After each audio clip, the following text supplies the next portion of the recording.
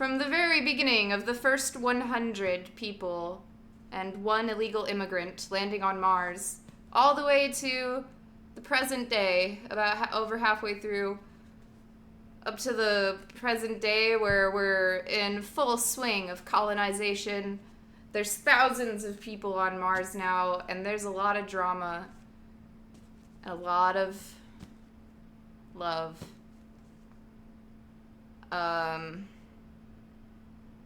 So there's a lot of drama, like, there's, like, environmentalists who want to, like, keep Mars red. And then there's, like, a bunch of capitalist scum, and they're like, we gotta become a global economic force.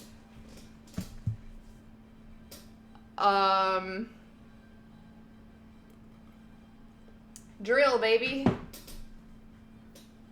But drill into space. No, the big thing about last week, which I'm totally psyched about because this is gonna be a fucking bloodbath. They're building an elevator. They're building an elevator to space from Mars, and they're gonna use like a counterbalance system, and there's literally going to be a tube that can transport like millions of pounds of shit back and forth, and it's going to be hovering over the surface of the planet, and it's going to extend all the way out into space so that spaceships can dock with it and take stuff out to back to Earth, so that Mars can be solarly competitive, which is a new word that nobody has said yet, but I'm saying it. They gotta be competitive in the solar system. Otherwise, all those assholes mining asteroids are gonna turn Mars into some kind of backwater that nobody ever visits because it's just full of rocks that you can't get off the planet without spending $1 billion per second. But anyway, so they really want to build a space elevator, which is probably good for the Martian economy, but that also means like the more Mars exports their shit, the more people are gonna want to go there. It's really heating up, metaphorically and physically, because they're also terraforming the planet, and they're trying to have a greenhouse effect on purpose, so that Mars can start building up more livable conditions. Not livable, but more than they are now. So, yeah, full swing colonization. Who will win? We are still reading part 5, narrated by John Boone. John Boone is an American hero. He was the first man on Mars. He was also one of the second men on Mars, because he also went back with the first 100.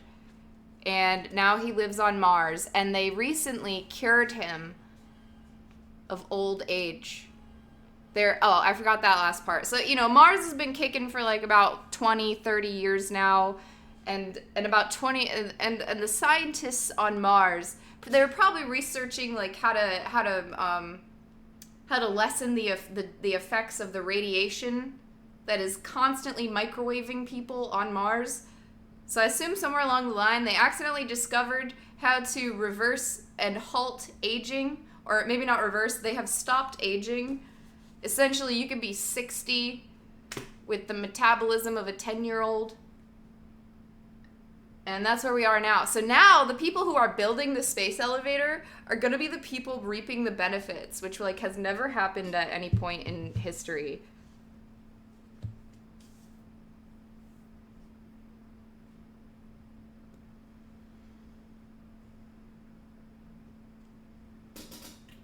So we are about 54% of the way through Red Mars in 2 different PDFs easily found online. We're either on page 295 out of 544 or 213 out of 396. We are still in part 5, Falling into History, and we just finished the subsection ending with the words, "Well, another suspect then." But it took John a while to get to sleep that night. Oh yeah, dude. And John's PR team is in shambles. John has finally, I think this is what gets him killed. No, that's Frank. But I think another part of what gets him killed is he accidentally, he's so lib-coded, you guys. He's libbed up. He literally does not understand anything that he says, and he accidentally said, maybe it's fine if we don't have a space elevator for a while, you guys, in a room full of hungry businessmen. And I'm pretty sure a hit was put on him that day. He's like, guys, we have our whole lives to make a lot of money. We don't have to get started right away. Let's see what these environmentalists are talking about. And they're like, John.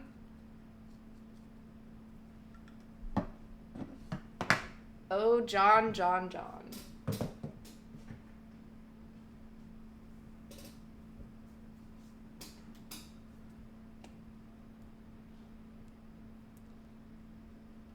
He's like, it could be fun being a backwater. We'll make our own culture. Everybody will hold hands and sing Kumbaya. We've got plenty of time.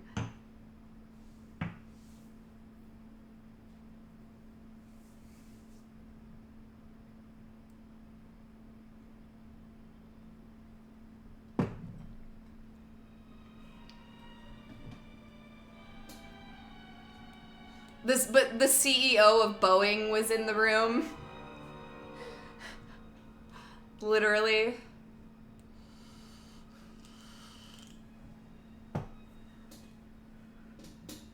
Oh, that's what he said. He's like, let's be fair and just think about this. That's what he said. He was like, do you guys really think you're gonna get rich off of this? Isn't the bridge gonna be, or not the bridge, the elevator? Isn't the space elevator gonna be like public property?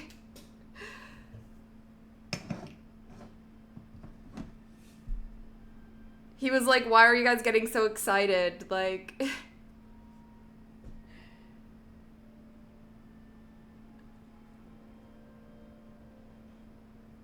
Who got rich off of building the San Francisco Bridge? Or who got rich off of building the Golden Gate Bridge? And they all just, like, stared at him.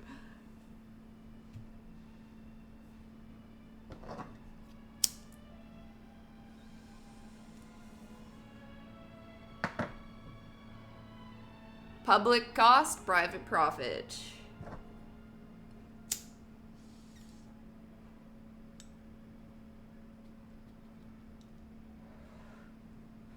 And we still got eco-terrorists blowing up fucking mining trucks, trying to knock satellites out of orbit. I don't even want to know what the environmentalists are gonna do to the space elevator.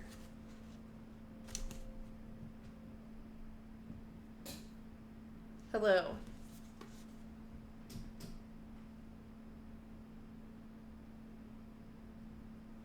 Are there any animals on Mars? Yes, there are. In the book, they do bring, they brought animals with them originally for eventually being self-sustaining. Like farm animals, and then a couple of, what would you call, like companion animals. The animals do not live outside. They also live in radiation protected bunkers with the humans, but there are like farming. There is, farming on the planet. They brought like cows and stuff with them. Cows and pigs and birds.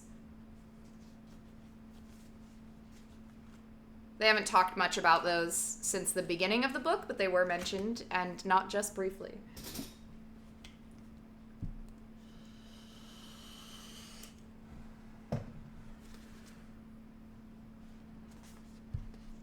And humans. They also brought humans. And bamboo. And also they've released algae on Mars, and Mars is getting covered in algae. Is there chalky milk? There is the capability. You might have to put in a special request, but you can get your chalky milk. Oh, my skin crawled. Okay, he left Pavonis the next day and headed down to Tharsis. and headed east. Oh, not down to. He left Pavonis the next day and headed east down Tharsis, intending to drive a full 7,000 kilometers to Hellas to visit Maya. Oh, and there's a dust storm. There's a 2-year dust storm that we're in the second year of. Intending to drive a full 7,000 kilometers to Hellas to visit Maya. The journey was made strangely solitary by the great storm. He glimpsed the southern highlands in murky snatches only, through billowing sheets of sand, with the ever-shifting whistle of the wind as accompaniment. Maya was pleased he was coming to visit. He had never been to Hellas before, and a lot of people were looking forward to meeting him. They had discovered a sizable aquifer to the north of Low Point, so their plan was to pump water from that aquifer to the surface and create a lake in the Low Point. A lake with a frozen surface, which would be continuously subliming into the atmosphere, but which they would keep supplied from below. Sustained in that way, it would both enrich the atmosphere and serve as a reservoir and heat sink for cultivation in a ring of domed farms built around the lakeshore. Maya was very excited at the plans. John's long journey toward her passed in a mesmerized state as he watched crater after crater loom out of the clouds of dust. One evening, he stopped at a Chinese settlement where they hardly knew a word of English and lived in boxes like the trailer park. The trailer park was what the first 100 lived in. He and the settlers had to make use of an AI translation program, which kept them both laughing for most of the evening. 2 days later, he stopped for a day at a huge Japanese air mining facility in a high pass between craters. Here, everyone spoke excellent English, but they were frustrated because the air miners had been brought to a standstill by the storm.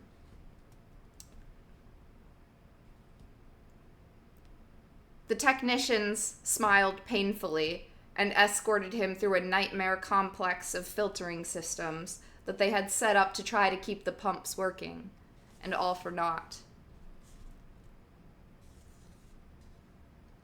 East, 3 days from the Japanese, he ran across a Sufi caravanserai.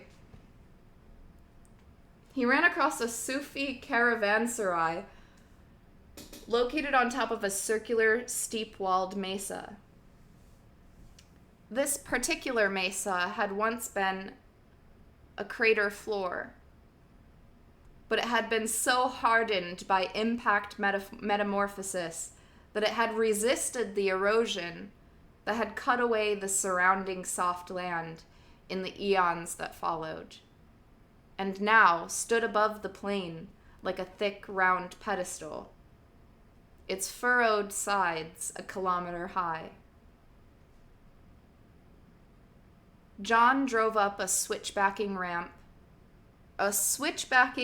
road to the caravanserai on top. Should I do the green screen thing again? Do we gotta vote on that? Or not a vote, that'll take too long, but just say yes or no. Should we do the Mars green screen? Yes. Okay. No? Uh-oh. Wait, I know. Is it too distracting? I think it's distracting, but... Wait, aren't you reading along? It's not that distracting.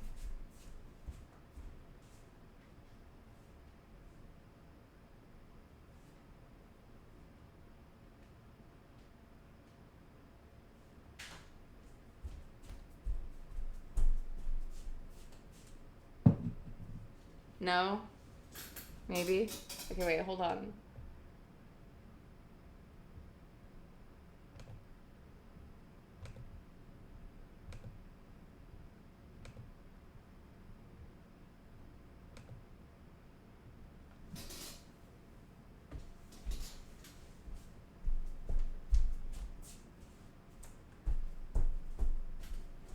It looks pretty terrible.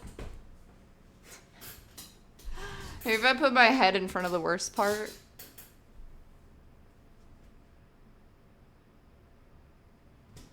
Groovy. Dude, this picture is polar ice dunes, or this is the polar ice cap with black dust. It has dust stuck in it. So it's not Oreo ice cream. And I thought that was cool because that's kind of like in the book, that's what the algae is described as looking like. Pretty neat.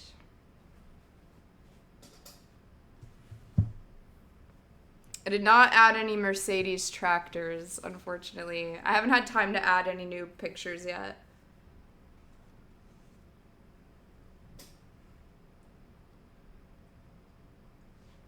Welcome to Larry Bug Public Broadcasting, channel 3.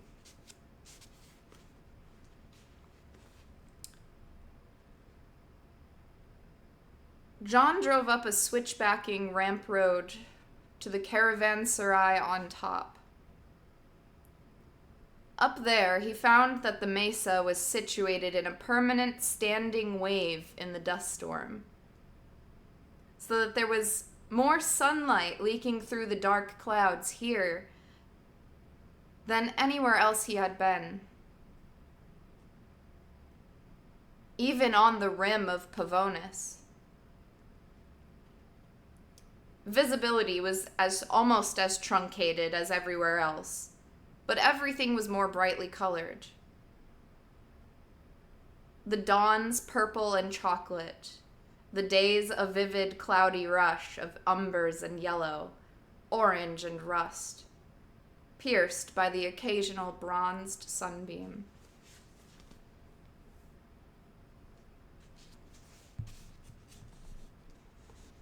It was a great spot, and the Sufis proved to be more hospitable than any of the Arab groups he had met so far. They had come up in one of the latest Arab groups, they told him, as a concession to religious factions in the Arab world back home. And as Sufis were numerous among Islamic scientists, there had been very few objections to sending them as a coherent group of their own. One of them, a small black man named Du El Noon, said to him, "It's wonderful in this time of 70,000 veils that you, the great Talib, has followed his Tariqat here to visit us." "Talib?" John said. "Tariqat?" A Talib is a seeker, and the seeker's Tariqat is his path. His special path, you know, on the road to reality. "I see," John said, still surprised at the friendliness of their greeting. Du led him from the garage to a low black building which stood in the center of a ring of rovers, looking dense with concentrated energy. A squat, round thing, like a model of the mesa itself. Its windows, rough, clear crystals. Du identified the black rock of the building as stishovite, a high-density silicate created by the meteor's impact, when pressures of over a million kilograms per square centimeter had momentarily existed. The windows were made of The windows were made of Oh my god.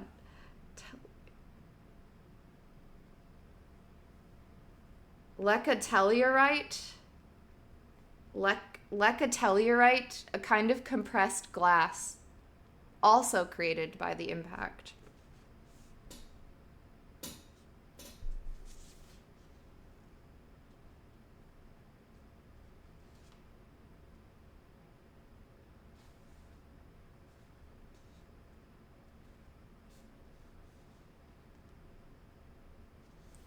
Inside the building, a party of about 20 people greeted him, both men and women alike.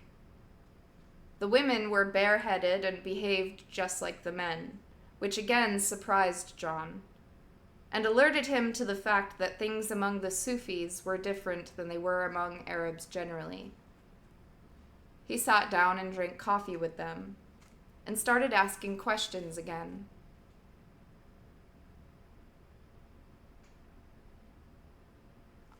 I'm going to mispronounce everything. They were Qadarite Sufis, they told him. Pantheists influenced by early Greek philosophy and modern existentialism. Trying by modern science and the Ru'yat al-Qalb, the vision of the heart, to become one with that ultimate reality, which was God. There are 4 mystical journeys, Du said to him. The first begins with gnosis and ends with fana, or passing away from all phenomenal beings. The second begins when fana is succeeded by baka, or abiding. At this point, your journey in the real, by the real to the real, by the real to the real. Oh my God. At this point, your journey in the real, by the real to the real, and you yourself are a reality. A hawk. And after that, you move on to the center of the spirit universe and become one with all others who have done it, who have done likewise. I guess I haven't begun the first journey yet, John said. I don't know anything. They were pleased by his response, he could see. You can start, they told him, and poured him more coffee. You can always start. They were so encouraging and friendly compared to any of the Arabs John had met before that he opened up to them and told them about his trip to Pavonis and the plans for the great elevator cable.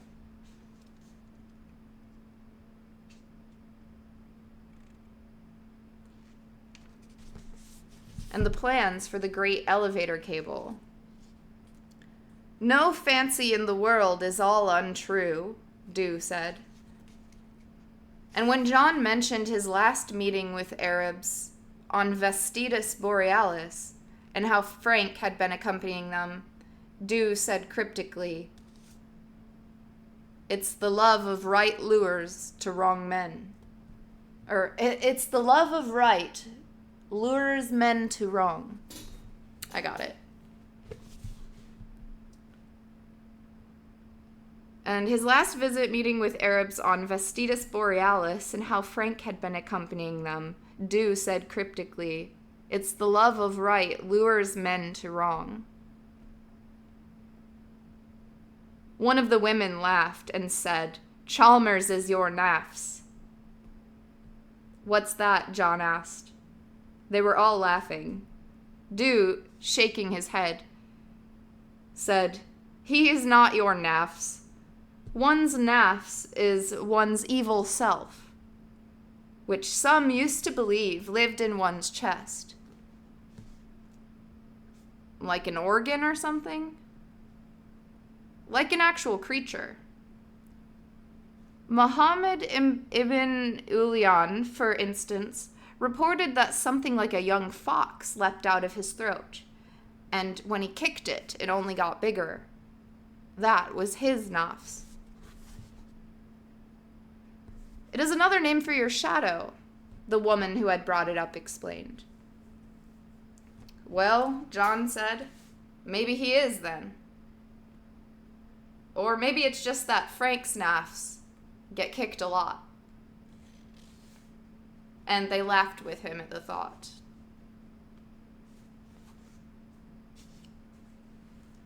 Later that afternoon, sunlight pierced the dust more strongly than usual, lighting the streaming clouds so that the caravanserai seemed to rest in the ventricle of a giant heart, with the gusts of wind saying beat, beat, beat, beat. The Sufis called out to each other when they looked through the oh my god, I didn't think I'd have to say it again. I thought it was safe. Lecatellurite windows. The Sufis called out to each other when they looked through the Lecatellurite windows, and quickly they suited up to go out into the crimson world. Into the wind, calling up to Boone to accompany them.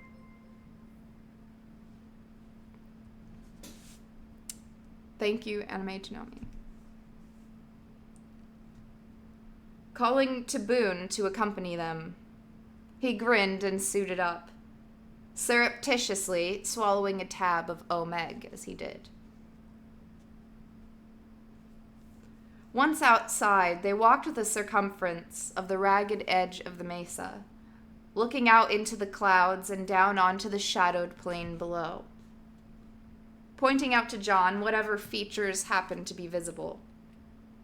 After that, they gathered near the caravanserai, and John listened to their voices as they chanted. Various voices, providing English translations for the Arabic and Farsi. Possess nothing and be possessed by nothing. Put away what you have in your head. Give what you have in your heart. Here a world and there a world. We are seated on the threshold. Another voice. Love thrilled the chord in my soul's lute and changed me to love from head to foot. And they began to dance. Watching, John suddenly got it, that they were whirling dervishes. They leaped in the air to the beat of the drums, pattering lightly over the common band. They leaped and whirled in slow, unearthly spins, arms outstretched, and when they touched down, they pushed off and did it again, for turn after turn after turn. Whirling dervishes in the great storm, on a high round mesa that had been a crater floor in the Noachian. It looked so marvelous in the bloody, pulsing glow of light that John stood up and started to spin with them. He wrecked their symmetries. He sometimes actually collided with other dancers, but no one seemed to mind. He found that it helped to jump slightly into the wind to keep from being blown off balance.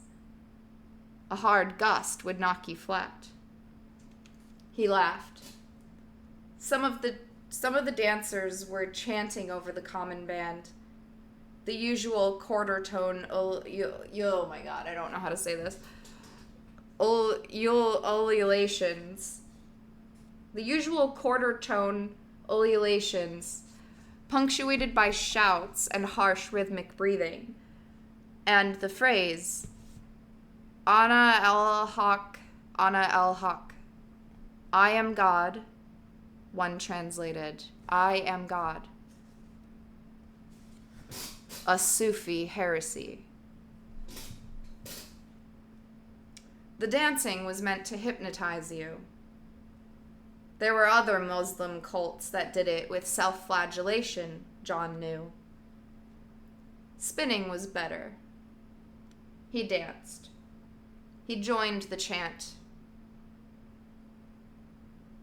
He joined the chant on the common band by punctuating it with his own rapid breath and with grunts and babble. Then, without thinking about it, He began to add to the flow of sound the name for Mars, muttering them in the rhythm of the chant as he understood it. Al-Kahira Ares, Aqua Ka Baram, Harmarkis Harad, Huoth Husing Kasai, Maadim Maja, Mammers, Mangala, Nurgle, Shalbat Anu, Simud, and Tiu. He had memorized the list years ago. I'm sorry, I just butchered Mars in every language, and I've been reading an Arab passage for a couple of pages now, so everybody's gonna come get me. That was a list of names for Mars, and I do not know where it ends and begins. He had memorized the list years ago as a kind of party trick. Now he was quite surprised to find what an excellent chant it made, how it spilled out of his mouth and helped stabilize his spinning. The other dancers were laughing at him, but in a good way. They sounded pleased. He felt drunk. His whole body was humming. He repeated the litany many times, then shifted to repeating the Arab name over and over. Al-Kahira, Al-Kahira, Al-Kahira. And then remembering what one of the translating voices had told him, Ana al-Haq, Ana al-Kahira. Ana al-Haq, Ana al-Kahira. I am God. I am Mars. I am God. The others quickly joined him in this chant, lifted into a wild song, and in the flash of rotating faceplates, he caught sight of their grinning faces. They were really good spinners. As they whirled their outstretched fingers cut the rush of red dust into arabesques. And now, as they spun, they tapped him with their fingertips, guiding him or even actively pushing his clumsy turns into the weave of their pattern. He shouted the planets' names, and they repeated them after him in call and response style. They chanted the names, Arabic, Sanskrit, Inca, all the names for Mars, mixed together in a soup of syllables, creating a polyphonic music that was beautiful and shivery strange, for the names for Mars came from times when the words sounded odd. And names had power. He could hear that when he sang them.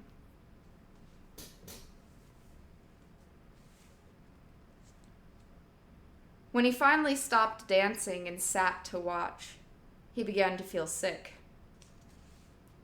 The world swam. His middle ear thingy was no doubt still spinning, like a roulette ball. The scene pulsed before him. It was impossible to say whether this was the swirling dust or something internal, but either way he goggled at what he saw. Whirling dervishes on Mars? Well, in the Muslim world, they were deviants of a kind, and with an ecumenical bent rare in Islam. And scientists, too. So they were his way into Islam, perhaps. His tariqat. And their dervish ceremonies could perhaps be shifted into Ariophany, as during his chant, into Ariophany, Ariophany. I don't know. Mariophany. I appreciate how consistently down to party John is. Yeah, is the only thing keeping him alive right now.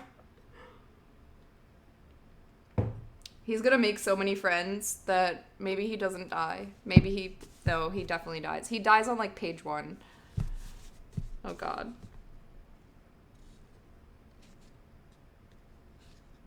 He made as many friends as he could.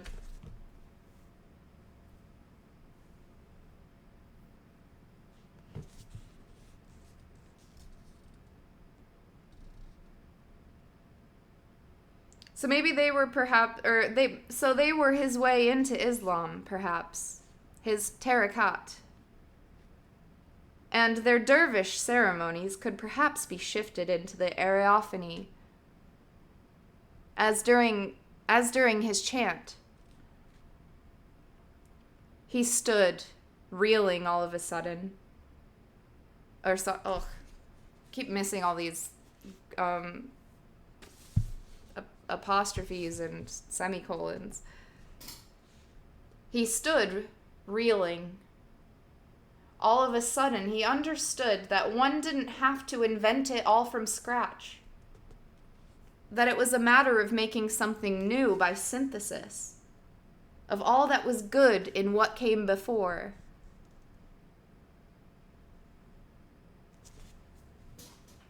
You don't just fall out of a coconut tree. Definitely not on Mars.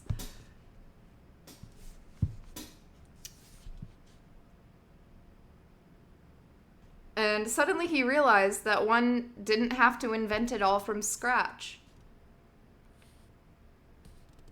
That it was a matter of making something new by synthesis of all that was good in what came before.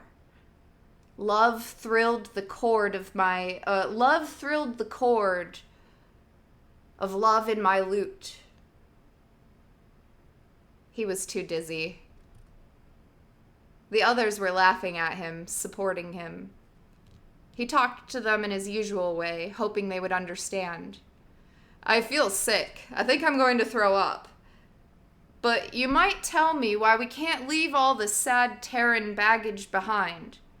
Why we can't together invent a new religion. The worship of Al-Kahira, Mangala, Cassier.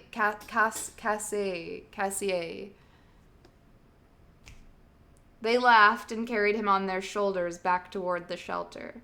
I'm serious, he said as the world spun. I want you people to do it. I want your dancing to be in it. It's obvious you should be the ones to design this religion. You're doing it already.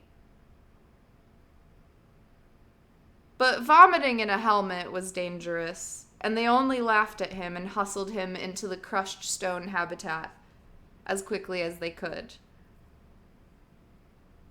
There, as he threw up, a woman held his head, saying in musical subcontinental English, "The king asked his wise men for some single thing that would make him happy when he was sad, but sad when he was happy.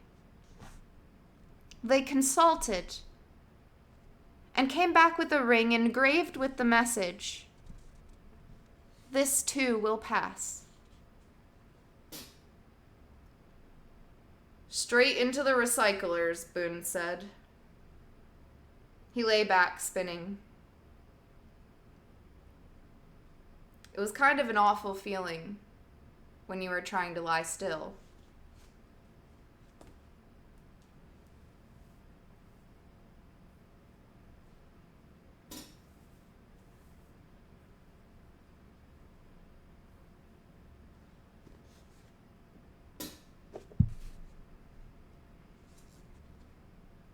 He lay back, spinning. It was kind of an awful feeling when you were trying to lie still. But what do you want here? Why are you on Mars? You have to tell me what you want here.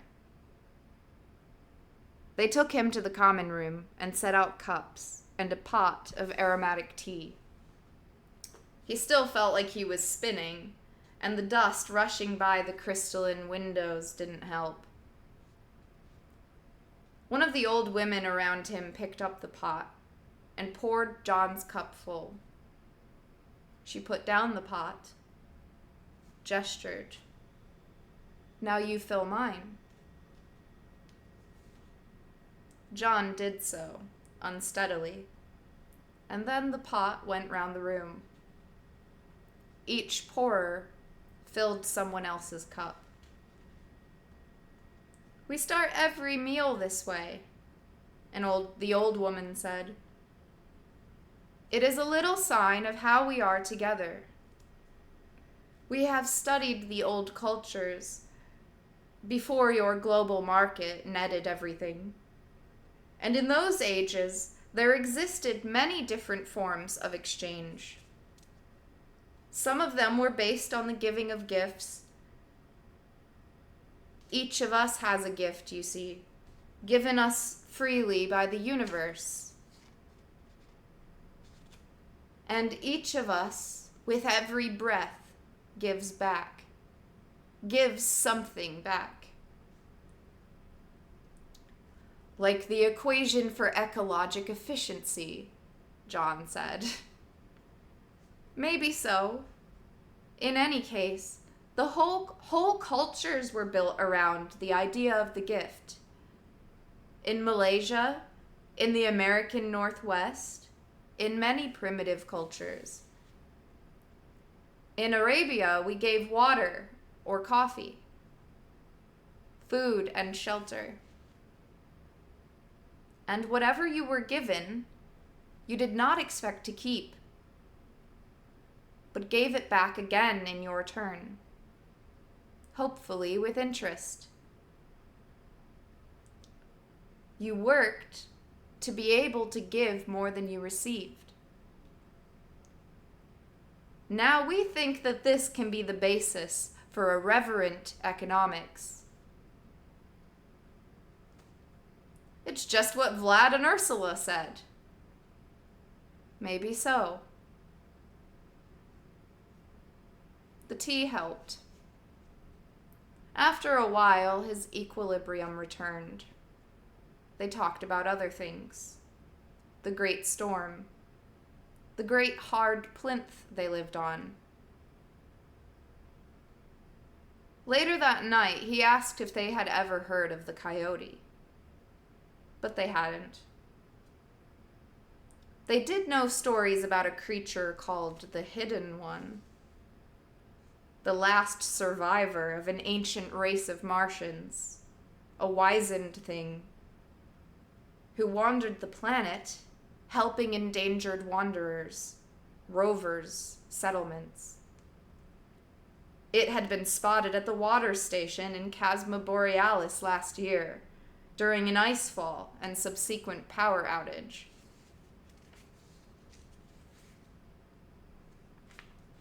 "It's not Big Man?" John asked. No, Big Man is big. The Hidden One is like us. Its people were Big Man's subjects." "I see." But he didn't. Not really. If Big Man stood for Mars itself, then maybe the story of the Hidden One had been inspired by Hiroko. Impossible to say. He needed a folklorist. Or a scholar of myths. Someone who could tell him how stories were born. But he had only these Sufis. Grinning and weird story creatures themselves. Grinning and weird. Story creatures themselves.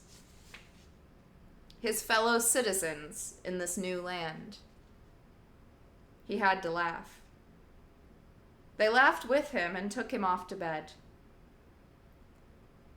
"We say a bedtime prayer for the Persian poet Rumi Jalaluddin," the old woman told him, and recited it.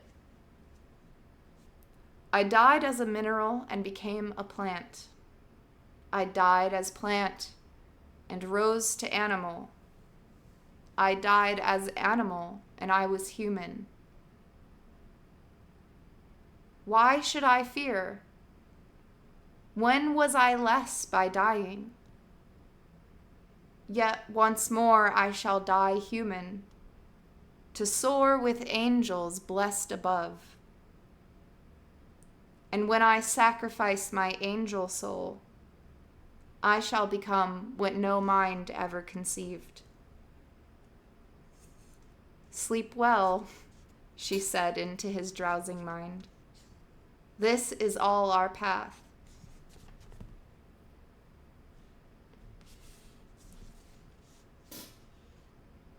The next morning he climbed stiffly into his rover, wincing with soreness and determined to eat some omeg as soon as he got on his way. The same woman was there to see him off, and he bumped his faceplate against hers affectionately. Whether it be of this world or of that, she said, your love will lead you yonder in the end.